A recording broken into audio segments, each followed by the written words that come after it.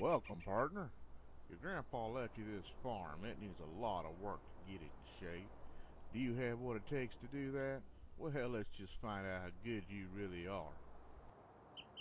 Hello ladies and gentlemen, boys and girls, children of all ages, welcome back to the old family farm here with Delores Flofflebotham.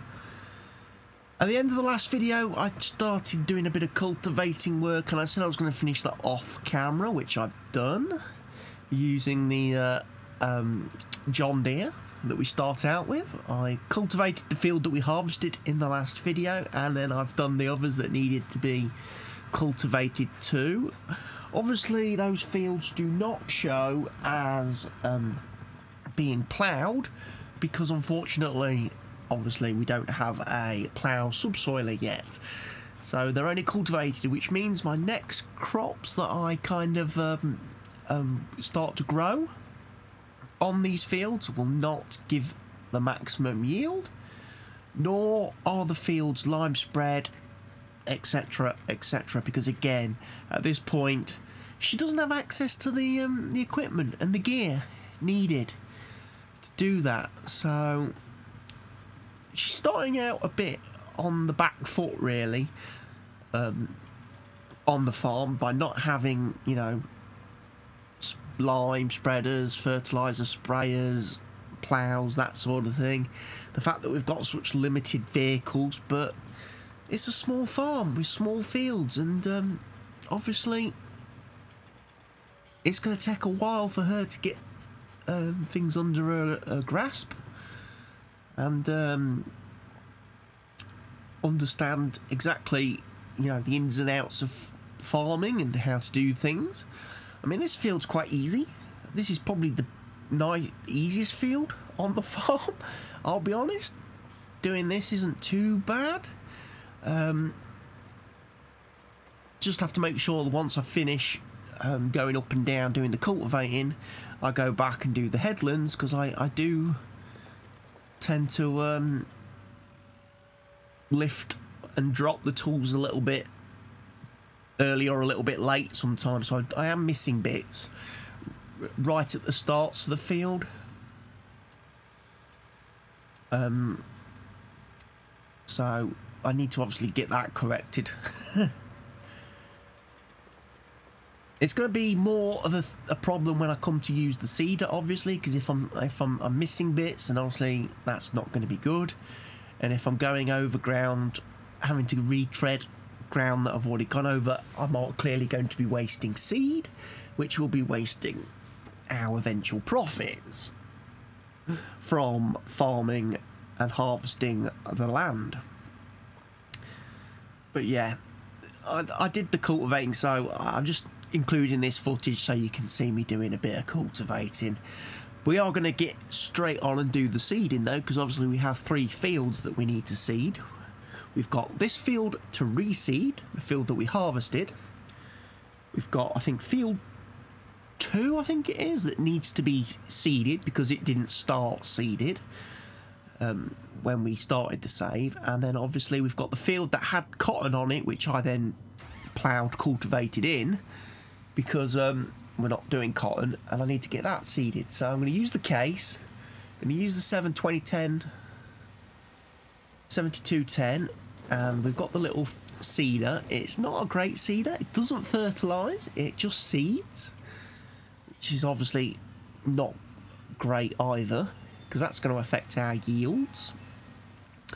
I have spent a little bit of money from the first video in buying obviously the seed silo, so we've got seed here on the farm. I can fill the seeder, and over time, obviously, as we progress and obviously we get little bits of equipment and machinery and stuff, we will add in the other silos. It probably means I'm gonna have to take that decorative shed out of the farm, sell it and get rid of it.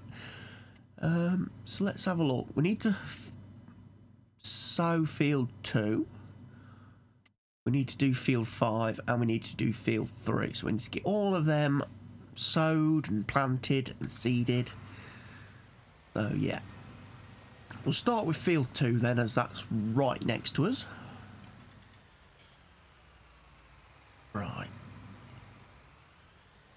need to get used to. I'm not going to bother switching the seeder on and off when I get to the end of the fields. I'm just going to pick it up and put it down. I don't think it uses any seed if it's not in the lowered position, so give that a whirl. And also I'm going to try not to drive through the bushes if I can help it. So what I'm going to do is I'm going to go and put a headland in first. Again, I'm not sure if this is the correct way to do it, whether I should do the headland last. I think I tried that. I think I tried that on the last field, field 5. I think field 5 is the field I go and do. I seed last. And by actually doing the headland last, I ended up with bits where I got gaps between where I'd lifted the machinery up. I basically lifted the machine up too early, and then because of the width of the machine, when I did the headland last, there was still spots and gaps where I hadn't quite covered all the field. So yeah, doing the headland first, at least I can see, I suppose, and I know then when to lift up.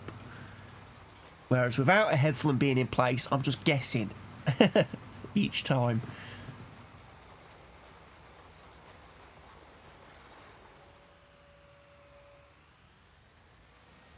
I tell you what, it's taking some getting used to doing all this in the from the first person perspective. I'll be quite honest. Doing it all in cab first person as Delores Flofflebotham is taking some years, because in obviously the Estancia series I did, I was pretty much all third person. I very rarely used the first person in cab view, and for a lot of jobs like this, seeding and that, I always hired workers, which is obviously something we're not going to do in this series at this stage, because she just doesn't have the money to be able to pay people to do jobs for her, and with the farm being so small, it's just not really feasible and practical to hire workers. You know, she's capable of doing everything herself at the moment. Although obviously we haven't got to the next sort of growth harvest cycle. We've got a couple of fields that are all the sort of at the same growth stage, the starting out fields. Obviously one's got corn on, which means we're going to have to switch harvester headers when we do that harvesting. And like I say, I am running with the plant withering on, so depending on how long it takes to harvest, I've got to be really on the ball there. And it now occurs to me, I've probably set myself up badly by doing this, by seeding 3 fields on the same day. It means they're going to all want harvesting on the same day, and we've only got that little John Deere harvester. I forgot. I'm supposed to stagger, aren't I, and separate the fields. Otherwise I'm going to end up with everything needing to be done at once, and I'm potentially going to lose crops from withering because I won't have time to get to it. Because one of the things I am going to do, I did notice it again at the end as I record this footage. Again, I'm doing the commentary for this in post, because honestly, trying to record the commentary as I'm playing this, with it being in the first person camera view, and obviously having the small equipment, I'm finding I really have to concentrate on what I'm doing. So actually trying to talk and provide a commentary as I'm playing is really difficult. I'm concentrating that hard on what I'm doing in the tractor, you know, as if it was real life. You know, I'm looking to see where I am, I'm looking to see where the tool is, and got, you know, the controls, switch, lowering it down, the seeder down, picking it up. I'm so concentrated in thinking about that, I forget that I'm supposed to be talking and commentating. So actually I didn't record any commentary, or I recorded very little as I recorded this. And you see, look, I've missed a bit there, look, I've missed a bit of the field. So I think I'm going to record most of the commentary for this series now and these videos after I've recorded them. And just when I'm recording, when I'm playing, I'm just focused on the playing aspect, and then I can focus on the commentary separately when I'm doing the edit of it in Vegas afterwards, providing Vegas doesn't mess me around and keep crashing like it did in the Estancia series towards the end. Those last few videos in my Estancia Let's Play were really tough to edit and render because Vegas was just being a pain the whole time.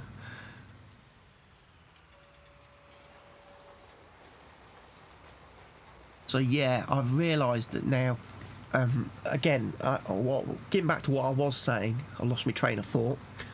At the end of this recording, I do increase the time scale. At 1 time speed, it's probably a little bit too slow. So I crank the time scale up, and I'm probably going to leave it at that for the series.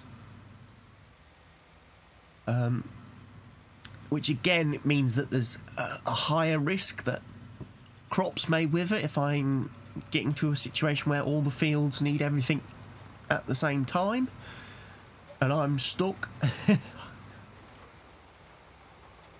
So again, I'll have to prioritise my harvest, look at the prices, see which crops are the best value, make sure I get them done first so I don't lose and fail on the that front. And there will be some other little changes and tweaks going forward as well in the series as it progresses, or as I do more videos. If, you know, it proves to be a popular video and people like the video and, you know, click the like button on the video and, you know, remember, leave their comments on the video and remember to subscribe and stuff, because if they don't, then obviously this series will not continue for very long. And I may switch to just doing it as a Twitch series then.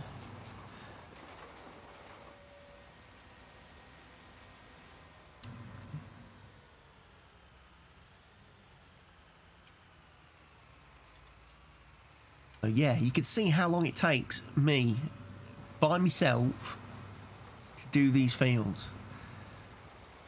So again, getting back to what I mentioned in the first video, we need to look at equipment and what we're going to invest in. Ultimately, obviously, we can't have the great big machinery that we had in the Estancia series, but I do feel we're going to need something a little bit more efficient than what we've got currently. We need to find a good middle ground, I suppose.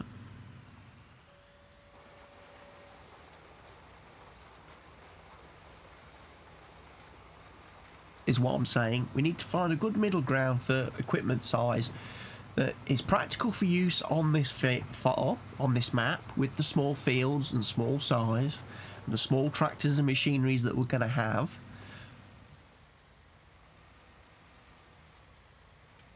Because obviously we don't want to be in a position where it's taking me, you know, 2 days to seed a field. Or, you know, a couple of fields or whatever.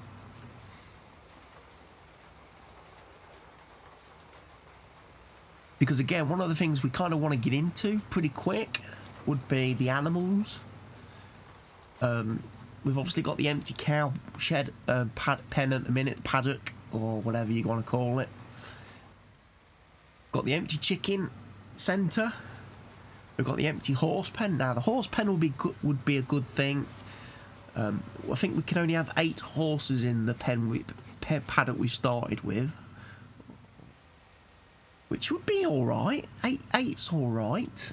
I have made some adjustments though to the horse helper mod, which is in effect in this in my mod list, so that it actually costs a heck of a lot more for the horse helper to do the training and the horses, which means I would not get $50,000 pounds, euros, whatever currency you work in, for each horse when they are fully trained. Hell no. I've made it so it's a lot more expensive for the horse trainer to train the horses for you, to make it a bit more realistic in the fact that, you know, 50 grand for a horse is a bit steep. So I would have less, I would be able to train less horses based on the fact that we're starting with only the 8 paddock, the 8 you know, horse paddock, as opposed to the 16 we had on the Estancia playthrough.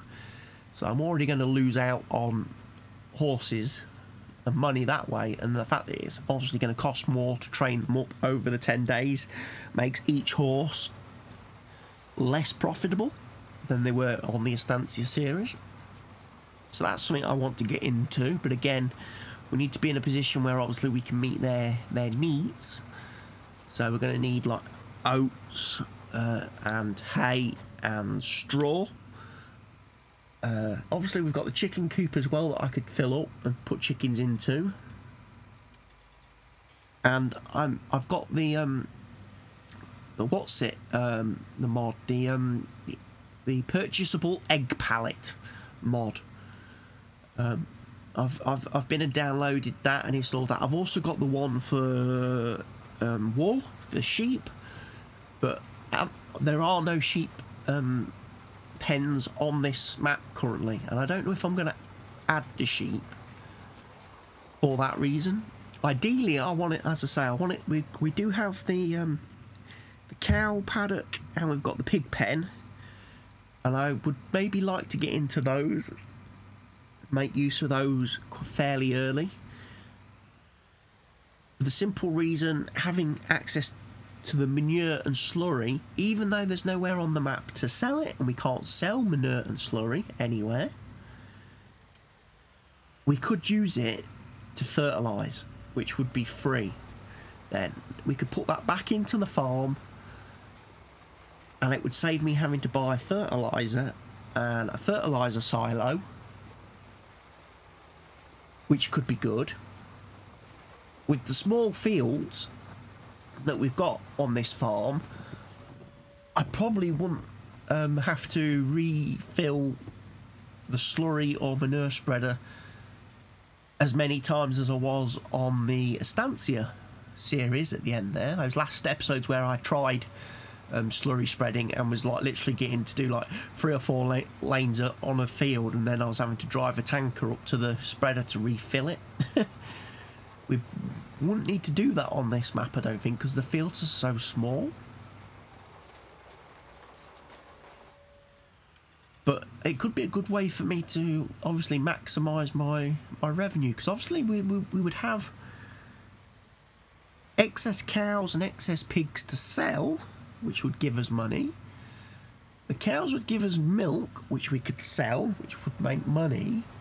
And if I'm not buying fertiliser, I'm saving money. Murray? Who's Murray? Don't know who Murray is. So that could be a good way. The only, obviously, problem I foresee is, will I be able to meet their needs and requirements? Will I be able to keep up with the food that they require? Because, you know, cows obviously very, very flipping, you know, hungry animals. They get through that total mixed ration so fast. And obviously the pigs, they get through the corn and their soybeans and stuff like that incredibly fast, especially once they reproduce, because they soon fill up the pig pen. They reproduce very quickly, do the pigs. So keeping on top of their numbers is a challenge. But yeah, with that, so again, I've got to weigh things up, because I don't, if I did cows, there's no way I could produce enough grass, hay, straw and silage to meet their requirements. So then it comes down to a case of, well, do I buy the bales then? Do I buy the bales from the store? You know, the silage bales, the hay bales, the straw bales to do their TMR. And if I'm doing that, then obviously that's not going to be very profitable, because that's going to be quite expensive. And then I have to weigh up, okay, does buying those bales offset the cost of buying fertiliser? You know? Does the cost of buying the bales make the slurry and manure not quite as free as I thought? And I'm probably already guessing the answer to that is, yeah, it doesn't make it free. You would just be better off buying fertiliser. So that's something else to think about and to consider. And again, people, let me know in the comment section down below what you think on the animal situation, what roads we should go down. You know, because it may be that we decide, you know what, we're not going to bother doing the animals on this map. And we'll sell the pens. We'll sell the pens back and we put something else in, use that land for something else, you know? There's nothing to say we can't get a plough and plough the land up and put some kind of field on it. You know, use it for something else instead. And obviously looking at the land surrounding us, there's obviously other opportunities for us to make money, because obviously there's quite a few trees, as we saw in the first video, that could become candidates for logging or wood chipping and things like that, which could be another avenue for us to get into to make some money. But here we go, we've nearly finished seeding our first field, and that's taken me an incredibly long time, and I've got 2 more to do.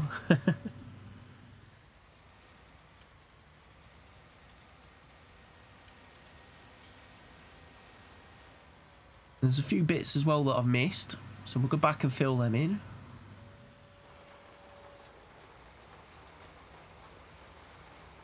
So again, at the moment, I'm filling in a little strip, but I'm obviously wasting a bit of seed because I'm going over ground I've already gone over, just to fill in a little bit. People will tell me, well, that's not very efficient. For what little bit of crop you would have got on that little bit that you missed, you've probably spent more in seed. Going over ground you've already gone over. Okay, so we've got field 3 to do. And field 5. And I'm just trying to work out what crops we've got. What it is we need to plant, or what it is we're going to plant, basically.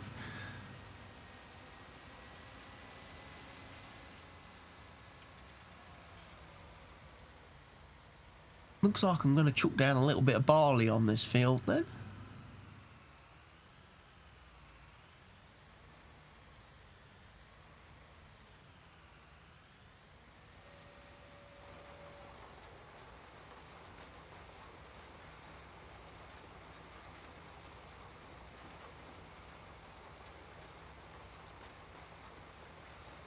Again, at the minute though, I've got no way of collecting straw. If I decide to make, when I come to harvest these crops for doing straw, I've got no way of gathering that straw up. Because I haven't got a loading wagon, and I haven't got a baler.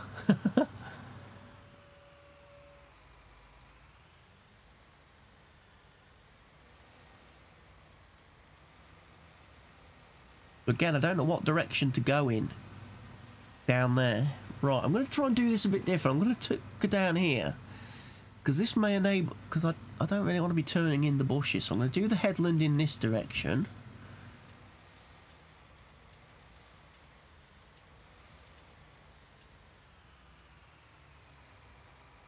We're okay. Have a quick look. Looks like it. Drive along here. That'll just give me a little bit of room at the end of it when I'm coming up the field, that again I don't drive into the bushes or drive into the trees. Again, I can already sort of imagine and envisage one of the projects I do on this map being to extend this field by taking out that hedge at the top, because there's just dead space behind it really. There's a bit of dead ground. There is an easy shed back there though, which again seems to be a bit out of the way compared to the rest of the farm. And we have got, you know, storage sheds and space in this farm already, that again, I may consider selling that easy shed. Selling it, and then again, all that land behind me, behind this field, I could turn into field.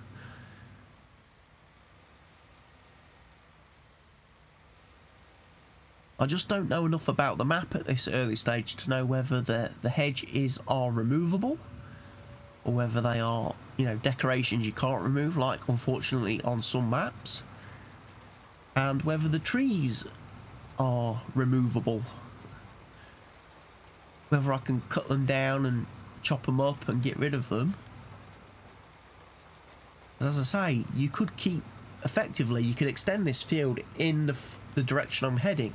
There's plenty of room behind that hedge and that row of trees behind that shed to make this field a much bigger field. We could get a lot more then, obviously, yield of crop off of it, which would be good. That'd make us more money. And all we'd need is a plough. a plough to do the work, the extension work, which we're going to need anyway, because we're going to need to plough fields. So a plough, investing in a plough is going to be one of those things we have to do.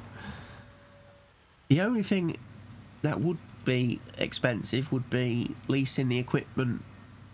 And I say I probably would lease the equipment to cut the trees down with, and I probably would use the brooks that I had so much fun using on the Estancia map to strip out all the trees and turn them into wood chips when I was making fields on that map. And in that series, to remove the couple of trees along the header of this field, like this one directly in front of me that I'm going to crash into probably. If I can remove those and chop them up, sell the wood chips to the sawmill, might recover my leasing cost. You never know. But ultimately, it would give me the additional room, like I say. And there's probably a couple of fields then I could look at maybe merging together, doing something like that. Merging a couple of the little fields to make them slightly bigger down the road.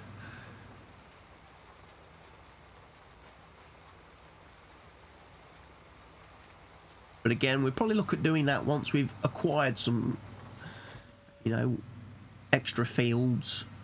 And because again, the trouble is, if we merge fields, then we end up losing out on variety, because then we're losing out on the ability to seed multiple crop types. You know, at the moment I've got like 5 fields. If I merge 4 of them together, I'm then only going to have 3 crop types growing at the same time, as opposed to 5 separate fields, 5 separate crops like I've got now.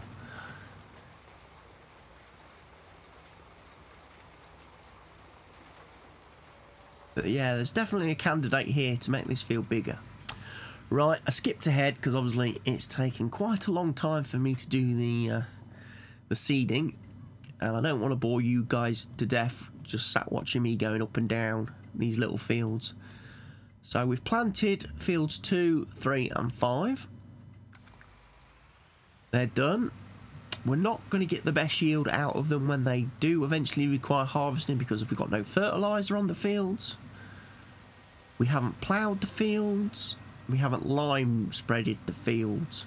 So that's all working against us. That's going to be a huge hit to the production of those fields.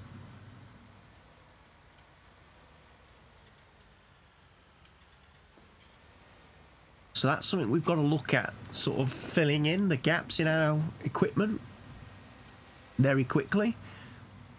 And that's where I kind of need the input from you guys out there watching the series and playing the game as well, to maybe offer suggestions on what equipment we should use or get, because again, like I say, I don't have a lot of experience using small machinery. I normally hate it with a passion. I would never ever use it in a normal Let's Play series, but I figured it'd be a challenge to do a playthrough for myself on a small map with small machinery. Just to torture myself before we get back to hopefully some of the mod maps that are out there that are going to be bigger than the standard sized maps that came with the game and are currently available in the game. Because once we start getting like the XL maps and that, then you know we're going to need big machines to do those. So this is probably one of the few opportunities to do a small map like this with small fields, with small equipment. Oh, crash into Grandpa's shed. So I might leave the tools in here. As you see, I've put the tools in that shed, make use of that shed. The tractors and stuff we'll put back over yonder. Pop them in here for now. Put the case in here alongside the Fiat and the John Deere.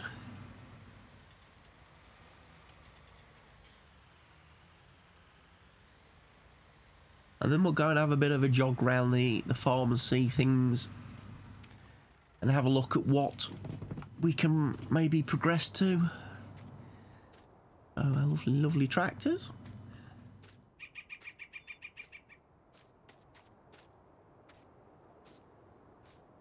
Oh yeah, seeded, but needs ploughing, needs fertilising.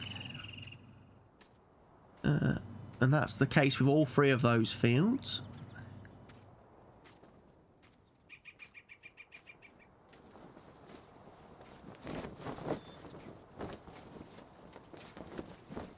Got our silo, but obviously at the minute we've got nothing in it because we haven't got any grass. I can't start doing silage. And again, we've got that planted as well.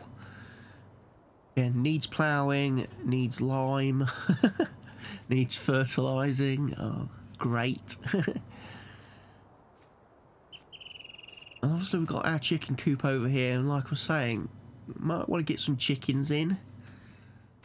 Because with that purchasable egg pallet thing, it would make getting the eggs transported and sold a lot easier. I could just put the pallet in the box and it'll fill up with the little boxes automatically. And I won't have to bother loading and unloading all the little boxes.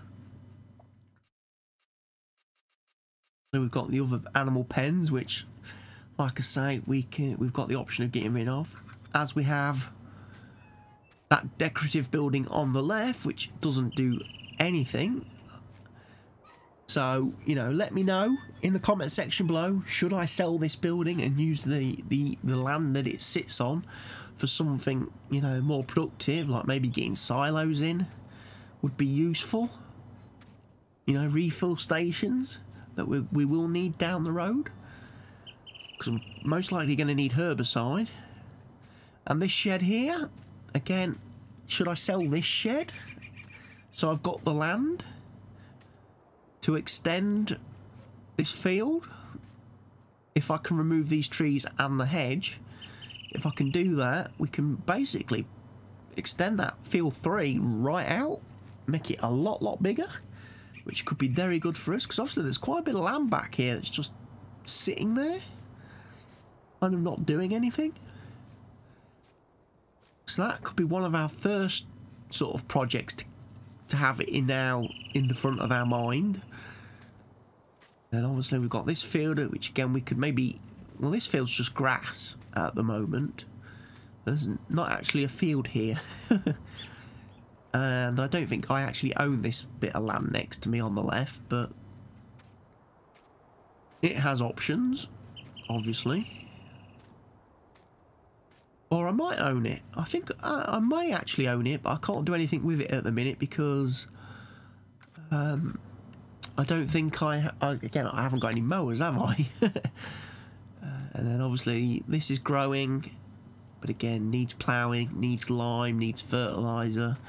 And then we've got our corn, which will be our harvest. So we've got a couple of crops, and as I say, we've got the other fields now seeded. We'll increase the timescale to 5 times. If people want to see me crank it up a bit more, maybe make it 15 times, whatever, we can do. I'm not, however, using the finer timescale adjustment mod in this series that I used in the Estancia series, because it conflicts with the player speed mod. It conflicts with that. No, I'm not running that. I am using the mod in the Giants mod hub that accelerates the night timescale a lot faster. And that. And automatically accelerates it from 8 o'clock at night to 7 o'clock in the morning. So I don't have to worry about going into that barn and sleeping. It will crank the timescale up automatically for me and slow it back down again when it reaches 7 in the morning. Because, again, like the Estancia map, I'm not going to do recording at night and night farming, because it doesn't make for very good videos, because you can't see what I'm doing. And I can't see what I'm doing, so all the work that we do on the farm will be done in the daylight hours. Unless something really, really stupid happens, like a crop suddenly goes into harvesting, you know, like 2 in the morning or something, and it's like, okay, if I leave it, is it going to wither? Is it going to wither before the sun comes up, sort of thing? That might be the only time I do night farming, is to prevent a crop from potentially failing because of when the growth stages kick in. It's a shame you can't use the back door, open the back door on the grandpa's house. And it's a bit of a shame that the log textures in these things are a poor, crappy image rather than actually being individual 3D logs. Some mod authors would have gone that extra mile to actually make them actual logs in the log holders. But that's where we are, and we have reached the end of the episode, so please everybody leave your likes, your comments, click that subscribe button, and I will be back with another episode very soon. Goodbye for now.